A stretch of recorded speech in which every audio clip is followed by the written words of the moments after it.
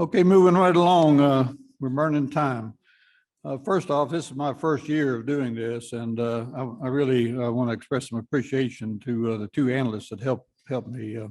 Courtney George, who does all the state public safety agencies, and Brian Groom, who does all the judiciary. I would have been very lost without them and all their help. I'd also like to thank all the committee members. This has been very difficult, I believe, because everything we've done has been online, and I'm accustomed to looking at people and being able to have face-to-face contact and conversations. But I've got a bad reputation for taking too long, so I'm going to get right into this and try and get through it. But starting off with Section 5, the Court of Appeals, 5.1.5, increased funds for hardware and software costs. It was allocated $180,258. They came back to us and they had some needs way beyond that, so we gave them $254,000. Moving down to 5.1.8, we have a judge that temporarily can't work. We have to have a replacement for him on the Court of Appeals. That's going to cost us $117,069. And you'll see this reflected throughout the judiciary. 5.1.9 is a restoration of funds from last year with the cuts, which is $216,370. Moving on to the Georgia Statewide Business Court, Section 5.2.6, increased funds to restore personal services reductions. It's another restoration, $10,621. Moving over to the Judicial Council. 6.4.5, increased funds for the Georgia Courts Registrar. The registrar is now trying to organize all the courts, making a register to make communications a lot easier.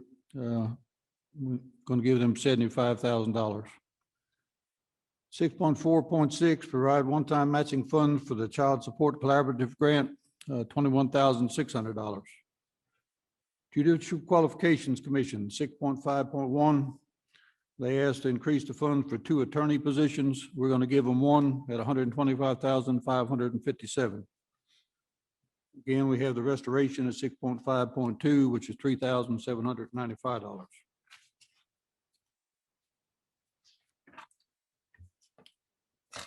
Going over to the Council of Juvenile Court Judges, 7.1.1, provide funds for Juvenile Detention Alternative Initiative statewide coordinator position.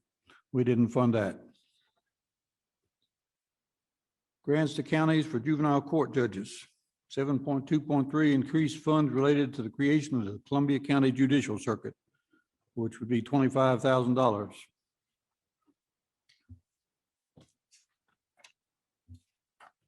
District attorneys.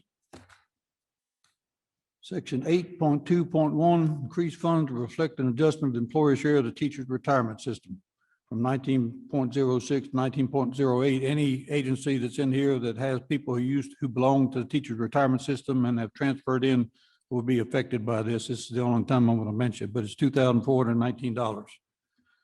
Increased funds for personal services for 12 additional assistant district attorneys. They asked for $1,225,817. We're going to give them $715,057.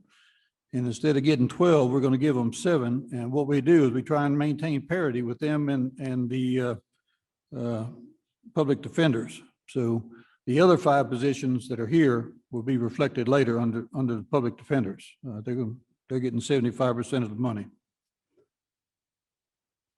8.2.5, increased fund for personal services for ongoing recruitment and retention of staff. They asked for $3,980,916, and we're going to give them $1,244,036. Increased funds for costs associated with 3 additional judgeships in the Cobb, Flint, and the Geechee judicial circuits. All these have been approved, and each one of them is going to get a new judge. You'll see in 8.6.7.8, each one of them will get $64,497. It's not effective till January the 1st of 2022, so that's only a half a year. Increased funds for the support costs for the Columbia County Judicial Circuit. We talked about that again. It's supposed to be a new circuit, $1,375,425. Moving down to the Prosecuting Attorney's Council, increased funds for regular operating to reflect the restoration of funds. Again, we're going to restore funds from cuts last year. They asked for 173,000. We gave them 130,000. And what we've asked is some of their training. They want to go back to training. They've been doing it online. We asked that they do go back, but that they still continue to do some online to save some money. Council of Superior Court Judges. Increase funds to restore personal services. Again, it's a restoration. 9.3.10 of the Superior Court Judges. Transfer $850,499 from the Augusta Circuit to the newly created Columbia Circuit. The Columbia Circuit now is in the Augusta Circuit, and if they separate, that's their pro rata share of the funding.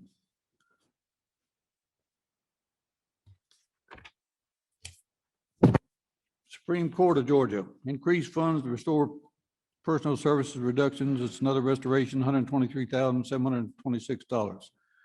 10.1.8, provide funds for an IT support position, $95,698. What's happened here is with the creation of the business courts, the Supreme Court has taken on all the IT responsibility for the business court. So we gave them that $95,000 for an extra position. Community supervision, there are no changes. Corrections.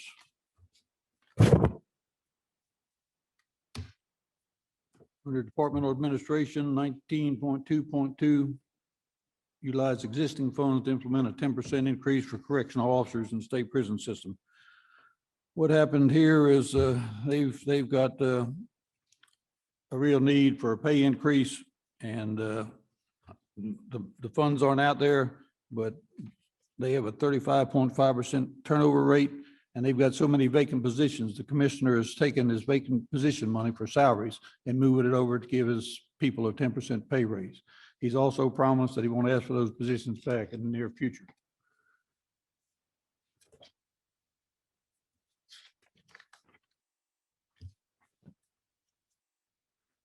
Under 19.7.1, I think most of you know that in addition to Department of Corrections, we have a private prison system. We've always tried to keep parity there, and we're going to use that same funding mechanism to provide the people who work in the private prisons with the same pay raise.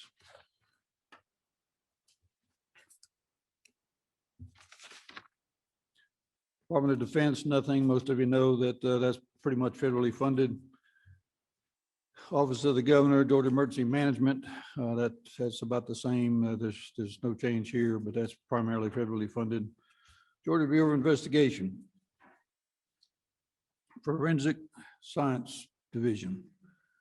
This is a real sore spot with me in that we put some money in supplemental to fund forensic pathologists. Without them, our system just really doesn't work. There's a need for 1,100 forensic pathologists in this country. There are about 500 certified. They've started their own crime labs in Fulton and Cobb. They both pay more than we do.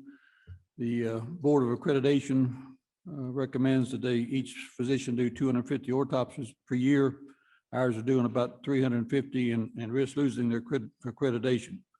The only 500 board certified, so it's a difficult job.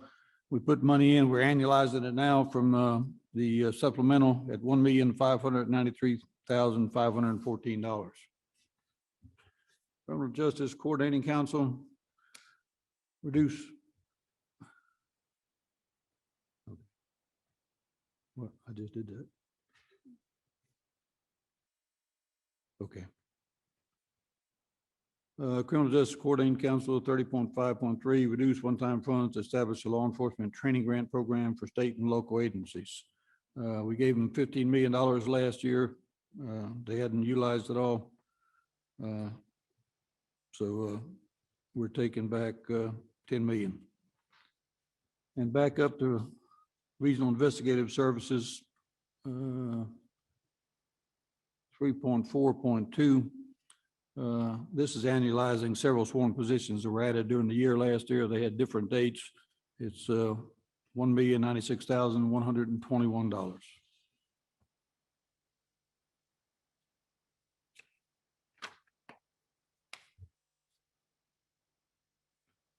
Criminal Justice Coordinating Council, family, 30.7.1, increase funds for grants to local domestic violence shelters and sexual assault centers. 700,000 restores cuts from fiscal year 21. 330.7.2, provide funds for a 2% increase to domestic violence shelters. 238,317. They received a substantial grant a couple of years ago. I think it was about $100 million from the federal government. They've been weaning them off that now, and they're having a hard time making ends meet. Wish we could give them more, but we're going to give them a 2% increase for 48 domestic violence shelters.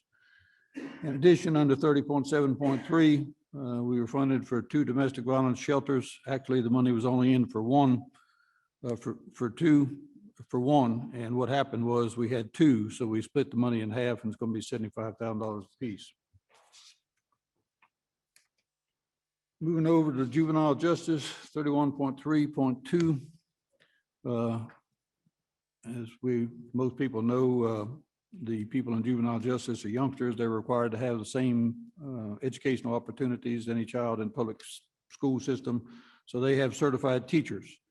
In order to get the certified teachers making the same pay as those in the public school system for their training and education, we're going to have to spend $94,531 to bring them up to where they should be. And utilizing 31.3.3, utilize existing funds to implement a 10% increase for juvenile correction officers to secure facilities. They have the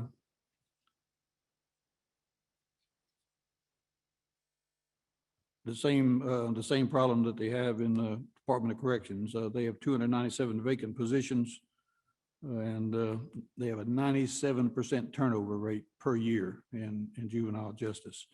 So we're going to do the same thing here. We're going to take the money from some of the vacant positions and give them a 10% pay raise, just like we did in the Department of Corrections.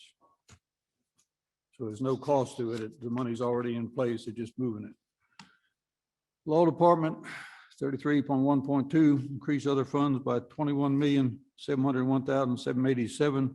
This is actually state neutral. It's money that the Department of Law has collected from federal funds.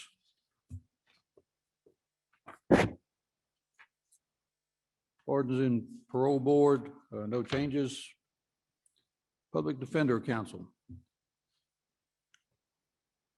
37.2.1, we go back to the increased funds for a proposed new judicial circuit in Columbia County.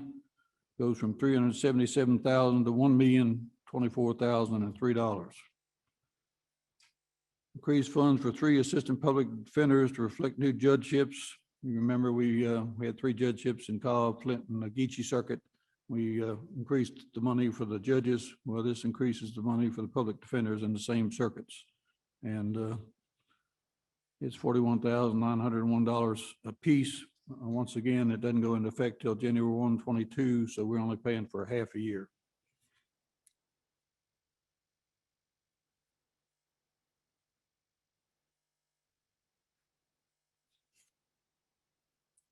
And back when we were talking about the DAs, 37.2.5, we said they asked for 12 DAs. We gave them 7.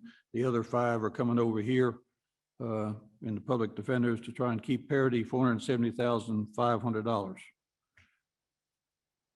Increased fund for leave payouts. They say that they have, they're so hard up for money that when an employee retires, they get paid for up to 45 days of annual leave that they've accrued. When they do that and they do the payouts, they don't have enough money to hire people behind them. They have to leave the positions open for a couple of months. So we're putting $400,000 in for that. 37.2.7, increased fund for personal services for ongoing recruitment and retention of assistant public defenders, $746,422.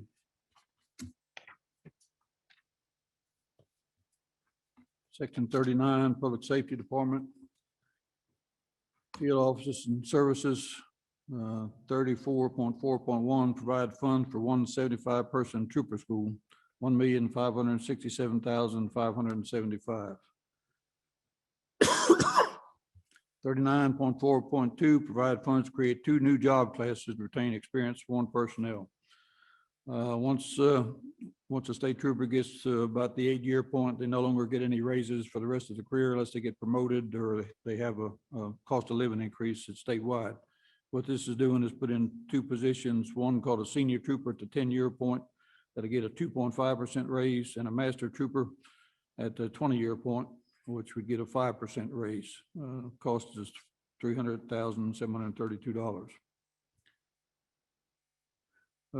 This is a zero budget item, but utilizing existing funds from some of the trooper schools that people dropped out of and they didn't have to fund them all the way through.